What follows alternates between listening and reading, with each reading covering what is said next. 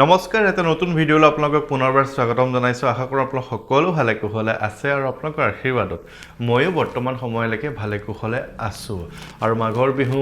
চলি আছে আজি 1 মাঘ মই ভগৱন্তৰ ওচৰত প্ৰাৰ্থনা জনাইছোঁ এই বছৰটো যাতে আপোনালোকৰ ভালে কুশলে যায় আৰু মাঘৰ বিহু ভালদৰে উপভোগ কৰক উদযাপন কৰক ভোগালীৰ উৎসৱ ভালকৈ ভোগ কৰক তাৰে মই কামনা কৰিছোঁ আৰু মোৰ আসলতে একেদিন এটা খুব প্ৰশ্ন মোলৈ আহি আছে সেই প্ৰশ্নটোৰ উত্তৰ মই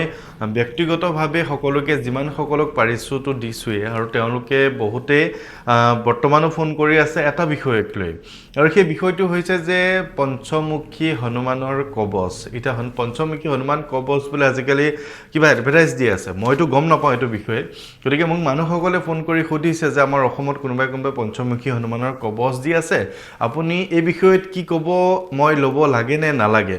এটা প্ৰশ্নৰ উত্তৰটো তেওঁলোকে ভাবিছে মোক সুধিছে মই বেয়া পোৱা নাই মই ভালেই পাইছোঁ কিন্তু মই এইখিনিতে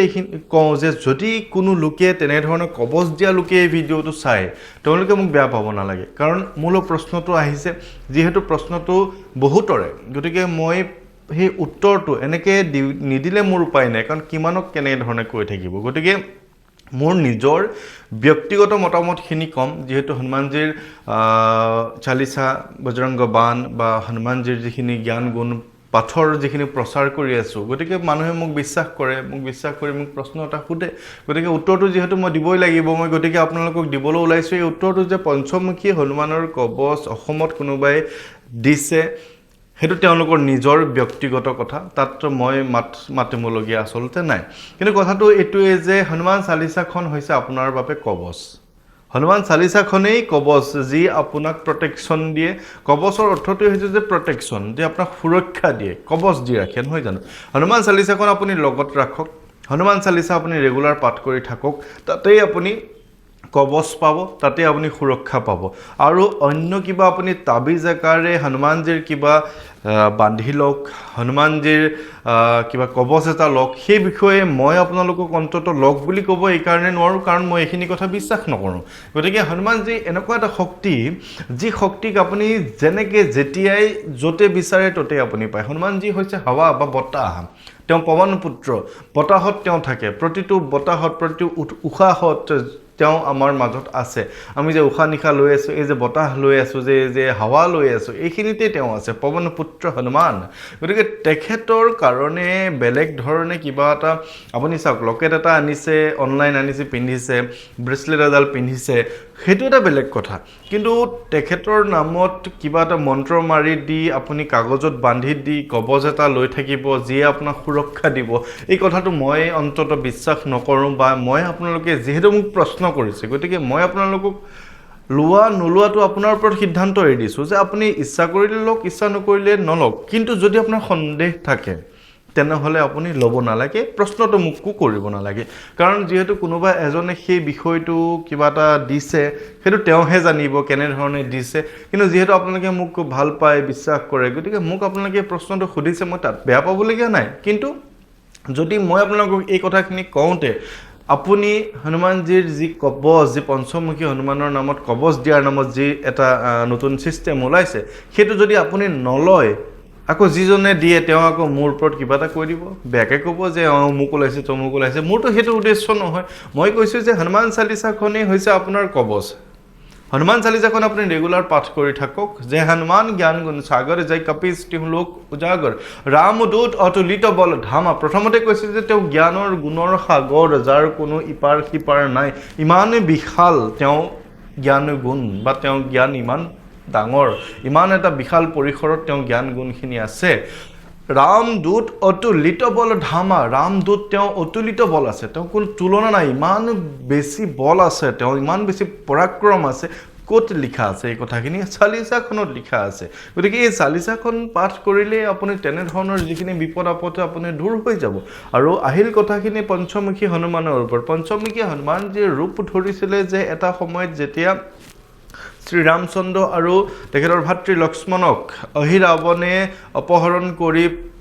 চালনা কৰি লৈ পাতালত লুকুৱাই ৰাখিছিলে তেতিয়া এটা বাধ্যত পৰি হনুমানজী পঞ্চমুখ ধাৰণ কৰিব লগা হৈছিলে অহিৰাৱণ হৈছিলে এজন তান্ত্ৰিক তেওঁ তন্ত্ৰৰ মাধ্যমেৰে তেওঁক যি তেওঁ কুল দেৱীক প্ৰাৰ্থনা কৰে তেওঁ 5টা চাকি জ্বলাই থব লগা হৈছিলে যে 5টা চাকিত তেওঁৰ জীৱটো আছিলে যদি কোনো লোকে 5টা চাকি একেবাৰতে ফু মাৰি নুমাই দিব পাৰে তেনেহলে অহিৰাবণক বধ কৰিব পাৰিব ঠিক সেইখিনি সময়তে হনুমানজীয়ে নৰসিংহ অৱতাৰ ধাৰণ কৰিছিলে বা 5খন মুখ ধাৰণ কৰিছিল নৰসিংহ আছিলে 5খন মুখ গৰুৰ মুখ আছিলে হগ্ৰীৱৰ ৰূপ আছিলে বৰাহৰ ৰূপ আছিলে গতিকে এই 5খন মুখ ধাৰণ কৰি তেওঁ একেবাৰতে 5টা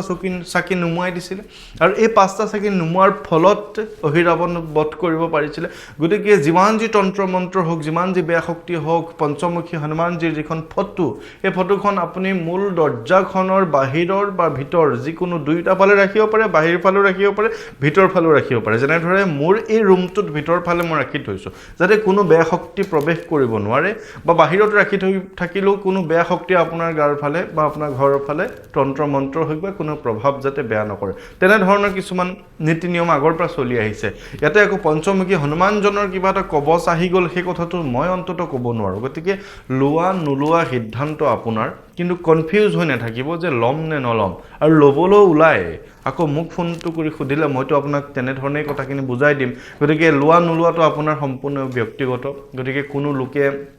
হনুমানজীৰ নামত যদি তেনেকুৱা কবচৰ ব্যৱস্থা কৰিছে মইতো তেওঁলোকক অনুৰোধ কৰিম যে আপোনালোকে হনুমান চালিচাখন প্ৰচাৰ কৰক কলি যুগত হনুমান চালিচাখনৰ সমান শক্তি আৰু কতো নাই তাৰ উপৰঞ্চি যদি আপুনি কিবা শক্তি প্ৰয়োজন হয় তেনেহলে বজৰংগ বাণখন আছে বজৰংগ বাণখন হৈছে তাতোধিক শক্তি যত আপুনি হনুমান চালিচাখনো যদি আপুনি ভাবে যে হনুমান চালিচাখন পাঠ কৰি আছো কোনো ধৰণৰ সুফল পোৱা নাই আৰু অলপ শক্তিৰ অধিক প্ৰয়োজন আছে তেতিয়া আপুনি বজৰংগ বাণখন পাঠ কৰক বা বজৰংগ বাণখন মাৰক আপুনি ঘৰখনত সুফল পাব ভাল হ'ব গতিকে মই আপোনালোকক এই কথাটো বুজাই দিলো কোনো মোক বেয়া পাব নালাগে কাৰণ প্ৰশ্ন আহিছে কাৰণেহে উত্তৰটো দিছো গতিকে কোনে কি কৰি আছে মই সেই বিষয়ে নাজানো আৰু সেই বিষয়ে জানিবলৈ মই ইচ্ছুকো নহয় কাৰণ মই যিখিনি কৰি আছো ৰাইজে যথেষ্ট ভাল পাইছে সুফল পাইছে ৰাইজে যথেষ্ট মোক মৰম কৰিছে আদৰ কৰিছে যত্ন লৈছে ঠিক তেনেকৈ মই আপোনালোকক অনুৰোধ কৰিম যে আপোনালোকে নিজে যেতিয়া হনুমান চালিচাখন পাঠ কৰিব তেতিয়া আপোনাৰ তেনে ধৰণৰ বেয়া শক্তি বেয়া বস্তুৰ পৰা আপুনি আঁতৰত থাকিব ভূত পিশাচ নিকট नहीं आवे महावीर जब नाम चुनावे যেতিয়া আপুনি ভূত প্ৰেতৰ সন্দেহ হ'ব ভূত প্ৰেত অহা যেন পাব মহাবীৰৰ নাম লওক ভূত প্ৰেত আপোনাৰ নিকট नहीं आवे নিকট মানে ওচৰলৈ নাই গতিকে এই কথাখিনি মই আপোনালোকক প্ৰচাৰ কৰি আছো ভাল কথাখিনি শুদ্ধ কথাখিনি গতিকে কোনো লোকে কিবা কৰিছে নাই কৰা সেই বিষয়ে মই নাজানো গতিকে আপোনালোকে বিচাৰ বিবেচনা নিজে কৰিব তেনে ধৰণে কৰক মই আপোনালোকক অনুৰোধ কৰিম আৰু সকলোকে মই ভোগালী বিহুৰ পুনৰবাৰ শুভেচ্ছা জনাই আজিৰ এই ভিডিঅ'টো ইমানতে সামৰণি কৰিছো আজি এক বিশেষ অনুষ্ঠান আছে সেই অনুষ্ঠানত মানে তেজপুৰৰ এজন ব্যৱসায়ী তেওঁ মাৰৱাৰী হয় তেখেতে নিমন্ত্ৰণ দিছিলে তেখেতৰ ঘৰত কিবা এটা অনুষ্ঠান আছে তালৈকে ওলাইছো আজি 1 মাঘ গতিকে সকলোৰে মই কুশল মংগল কামনা কৰিছো আৰু ভালে থাকিব সকলো জয় শ্ৰী ৰাম